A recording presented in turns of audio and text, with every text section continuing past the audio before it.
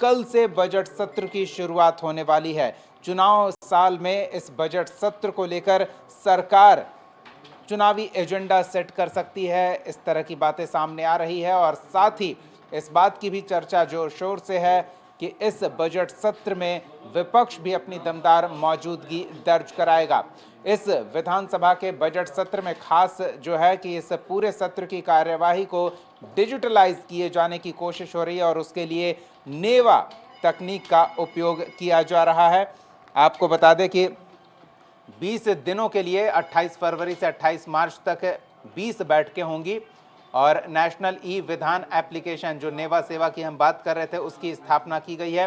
राज्यपाल आरिफ मोहम्मद खान के साथ संयुक्त सत्र की शुरुआत होगी और चुनाव से पहले इस सत्र पर सबकी नज़र है, खासतौर पर विपक्ष की नज़र है कि किस तरह से सरकार के सामने चुनौती पेश किया जाए और सरकार की कोशिश है कि चुनाव से पहले डबल इंजन वाली रफ्तार कैसे इस सत्र में सार्वजनिक रूप से दिखाया जा सके। सहयोगी आशुतोष हमारे साथ जुड़ रहे हैं, उनसे बातचीत करते हैं। आशुतोष, सत्र के सुचारू रूप से संचालन को लेकर बैठक हुई है, लेकिन औपचारिकता ही मानी जाए, चुनाव से पहले इस बजट सत्र में पक्ष और विपक्ष दोनों अपनी दमदार मौजूदगी दर्ज कराने का प्रयास करेगी। नहीं, बिल्कुल इसमें कोई दो राय नहीं है, क्योंकि चुनावी वर्ष भी है और बहुत सारे जो प्रोजेक्ट्स हैं वो आने वाले हैं और ये भी डिपेंड करता है कि सरकार इस बजट में क्या ला रही है, जिसका फ़ायदा इसकी घोषणा के बाद चुनाव में सरकार को हो सकता है। ये सबसे बड़ी बात है। दूसरी तरफ विपक्ष भी अपनी गर्मजोशी के साथ जो मौजूदा स्थिति जो है मजबूत उपस्थिति दर्ज कराने की कोशिश करेगी, क्योंकि विपक्ष के पास कई मुद्दे हैं जिसके आधार पर सरकार को घेरने की कोशिश होगी। उसमें से सबसे बड़ा मुद्दा तेजस्वी यादव ने खुद घोषणा किया है, भ्रष्टाचार, करप्शन से जुड़ा हुआ मुद्दा था और तेजस्वी यादव ने साफ तौर पर कहा है कि इस बजट सत्र में वो करप्शन के मुद्दे पर सरकार को घेरेंगे और उन अधिकारियों के बारे में सबूत के साथ वो आएंगे और सरकार से जवाब मांगेंगे। तो एक भ्रष्टाचार, करप्शन एक मुद्दा है। इसके अलावा आप देखेंगे सुनील सिंह की वापसी हो गई है, एमएलसी सुनील सिंह की वापसी हो गई है और बड़े ही ढोल नगाड़े के साथ आज आरजेडी ऑफिस पहुंचे थे और वहां पर मीडिया से भी उनकी बातचीत हुई। तो स्वाभाविक तौर पर विधान परिषद में सुनील सिंह का मुद्दा छाया रहेगा। विधान परिषद ही नहीं, विधानसभा में भी उसका असर देखने को मिलेगा कि आपने और लोकतांत्रिक तरीके से एक एमएलसी को हटाया और सुप्रीम कोर्ट ने उस एमएलसी को लाकर फिर से बिठा दिया, तो ये देखने को मिलेगा। इसके अलावा बहुत सारी चीज़ें, जैसे मंत्रिमंडल विस्तार हुआ है, तो आनन फानन में मंत्रिमंडल विस्तार हुआ है, कई मंत्रियों के विभाग बदल दिए गए, ये भी मुद्दा देखने को मिलेगा। इसके अलावा लॉ एंड ऑर्डर का मुद्दा already Tejashwi Yadav social media के जरिए उठाते रहे हैं, तो लॉ एंड ऑर्डर के मसले पर जवाब मांगा जाएगा सरकार से और ये जानने की कोशिश की जाएगी कि आखिर विधि व्यवस्था क्यों इतनी खराब हो गई है, विपक्ष के लहजे से कि इतनी विधि व्यवस्था क्यों खराब हो गई है और कैसे ठीक होगी। और इसके अलावा जो बागी सदस्य हैं, जो आरजेडी के सदस्य थे जो बागी हो गए हैं, उन पर अब तक कार्रवाई क्यों नहीं हुई है, इसको लेकर के भी एक मुद्दा बनाया जाएगा और सरकार से सवाल पूछने की कोशिश की जाएगी। और सबसे बड़ी बात यह, चूँकि बजट सत्र है, बजट में किन किन विभागों को बजट का आवंटन होता है, किस पैमाने पर बजट का आवंटन होता है, वो भी देखना दिलचस्प होगा। बिल्कुल आशुतोष, प्रगति यात्रा से लौटे हैं अभी मुख्यमंत्री। हर जिले को औसतन अगर कहें तो 500 से 1000 करोड़ के बीच की राशि का आवंटन अलग अलग योजनाओं के लिए किया गया है और कैबिनेट से उसकी स्वीकृति भी दिलवा दी गई है।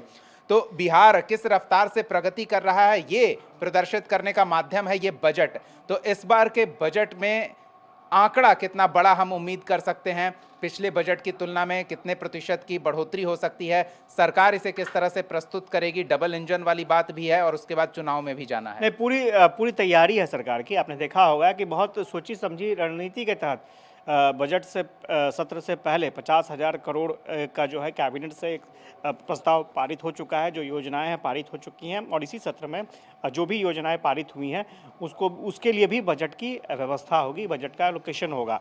लेकिन सबसे बड़ी बात यह है कि जो प्रगति यात्रा चल रही थी और उस दौरान की जो उपलब्धियां रही हैं, उन उपलब्धियों को भी विधान मंडल में रखा जाएगा और ये बताने की कोशिश होगी कि एक बार में 50,000 करोड़ का जो प्रोजेक्ट है वो बिहार की जनता को दे दिया गया और अब तक ऐसा किसी भी यात्रा के जरिए नहीं हुआ था। तो ये उपलब्धि होगी। अब देखना होगा कि विपक्ष के पास क्या मुद्दे हैं, विपक्ष कैसे काट निकालता है नीतीश कुमार की प्रगति यात्रा का। हालांकि कई जगह ये बातें सामने आई और ये चर्चा भी हुई कि प्रगति यात्रा के दौरान विपक्ष के नेताओं को गिरफ्तार कर लिया गया।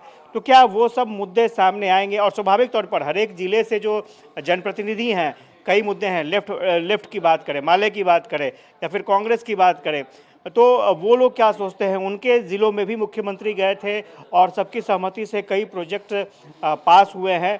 तो वो क्या सोचते हैं कि क्या वाकई कुछ कमी रह गई, कुछ बचा रह गया, वो कहना चाहते थे, वो सरकार को बताना चाहते थे लेकिन नहीं बता पाए। तो बहुत सारी चीज़ें जो हैं वो छन कर निकल कर सामने आएंगी बजट सत्र के दौरान, और काफ़ी हंगामेदार रहेगा ये बजट सत्र, इसमें कहीं कोई दो राय नहीं है। चलिए, धन्यवाद आशुतोष इस तमाम बातचीत और जानकारी के लिए। तो विधानसभा अध्यक्ष का प्रयास था, कल ही बैठक हुई थी, सर्वदलीय बैठक, विधायक दल के नेताओं की बैठक हुई थी और इस बात पर एक सहमति बनाने का प्रयास किया गया था कि विधायी कार्यों के सुचारू निपटारे को लेकर हंगामे से परहेज किया जाएगा। लेकिन ये मुद्दा ऐसा है कि इससे कैसे बचा जाए। विपक्ष हंगामा करके सरकार को कमजोर, सरकार को नाकाम दिखाने का प्रयास करेगी और सत्ता पक्ष की कोशिश होगी कि विपक्ष के हर सवाल का जवाब उसी अंदाज में दिया जाए।